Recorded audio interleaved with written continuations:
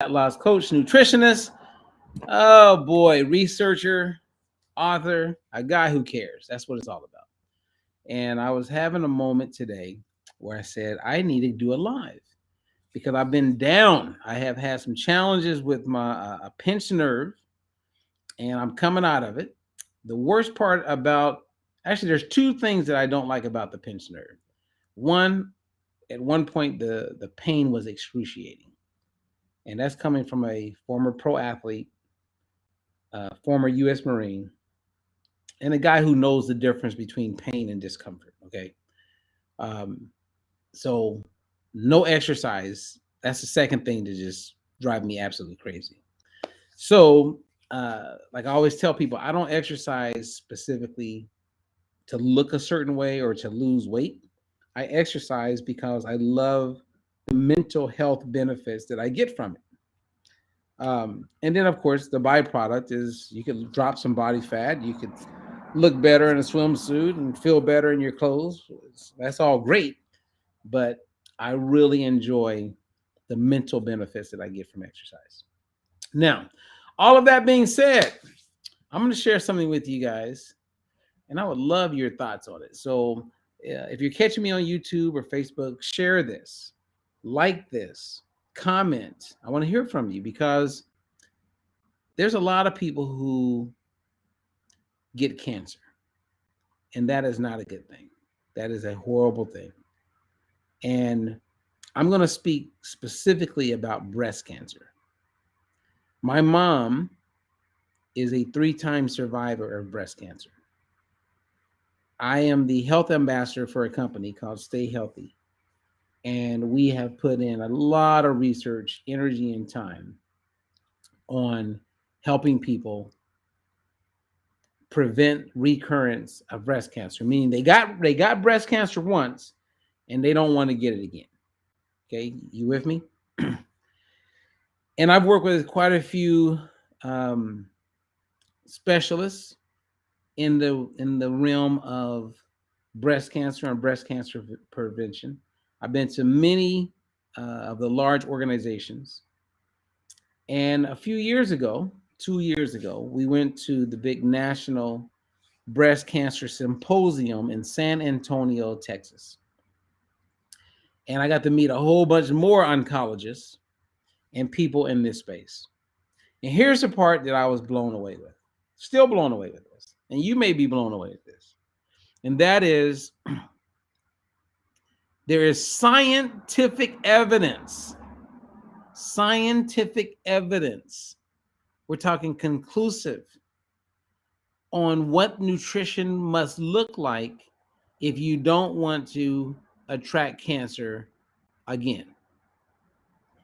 Okay, scientific evidence. I'm going to say it again, scientific evidence. And you can look this up. There's abstracts on all these studies, but the science says this. If you have experienced breast cancer and you do not want breast cancer again, there are very clear recommendations on what your nutrition would look like. That's the positive. The negative is that all the time I've spent around people in this space,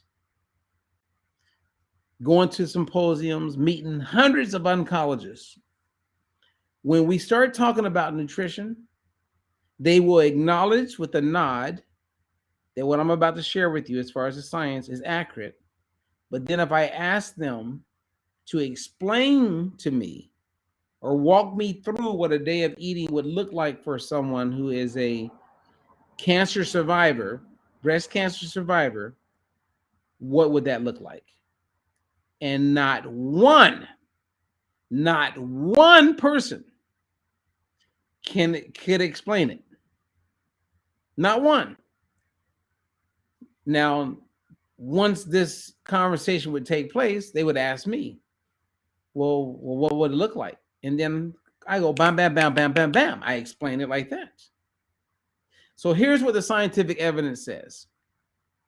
If you get breast cancer and you don't want to get it again, the nutrition recommendation is to consume an adequate amount of energy, calories, that would be the makeup of 80% of the foods that you eat will come from fruits and vegetables.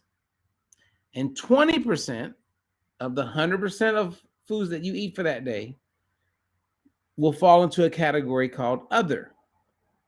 So if it's not a fruit, if it's not a vegetable, it's considered other. So other would be your meats, right? Your fish, your chicken, everything that's not a fruit or a vegetable, right? Your rice. So 80% fruits and vegetables, 20% other. And no one I talked to, and every cancer survivor I've ever met, they either didn't know, they had never heard of that, or they have no idea how the hell they would actually do that. This is sad, my friends. And people get all frustrated and throw their arms up in the air when we talk about getting the jab and different things as far as their health.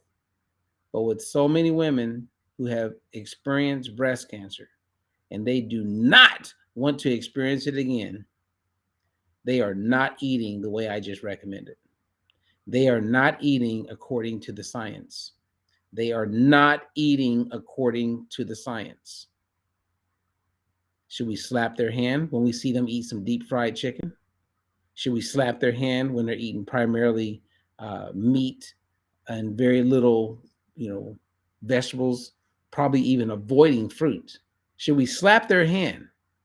Because if they don't follow the science as it pertains to preventing the recurrence of breast cancer, it's probably going to happen again.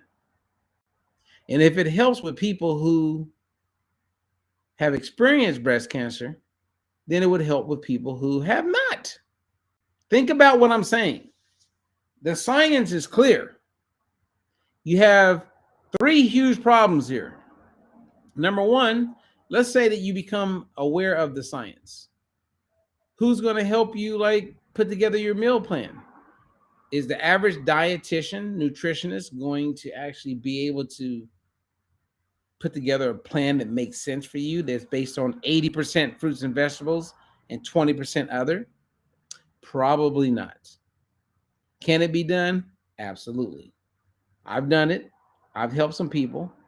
And then you have that part where when a person is no longer dealing with pain, then they don't complain. Right? So if you're past, breast cancer and you got signs saying that you're doing okay, you kind of go back to eating the way you were eating until something bad happens. Then you want to change the way you eat. That's the way it is, people. That is the way it is. So what is the take home here? What advice could I give someone? It's like we have this course that we're doing called a 30-day microbiome makeover. Most people have never even heard the word microbiome. And two, if they have, they don't understand the importance of making it over. Most people just assume that they already know, and they don't know. And I know they don't know, but that's just the way it is. What are you going to do? You can't save everybody. You want to help everybody, but you just can't. So the take home, no matter who you are, whether you have had breast cancer, whether you want to avoid breast cancer, or whether you just want to eat your healthiest way, is make sure that vegetables and fruits are a big part of your habits. And you want to be consistent with it. And if you don't know what the microbiome is, then I would say do the course. Try it out.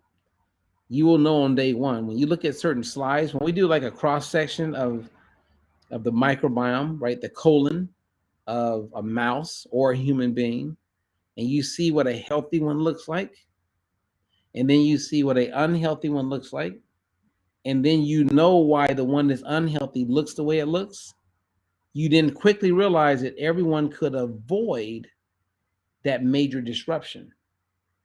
They could have avoided it if they known better. And we have family and friends that we may know better, but for some reason, they don't know better, and we're not doing anything to bridge that gap. And trust me, I get it. Most of the time, family, the last person they want to listen to is someone in their own family. But what I do like to do is put it out there. I would say 80% of family members in my family are overweight or obese. They know what I do, and they know that I would help them, and that's on them. Because I can't convince them, and I'm not here to put a knife up against someone or pull out a gun and tell them that I want them to be healthier. That's a decision on them. And unfortunately, many of my family members and people that I know they just prefer at this moment in their life to just stay stuck with where they are.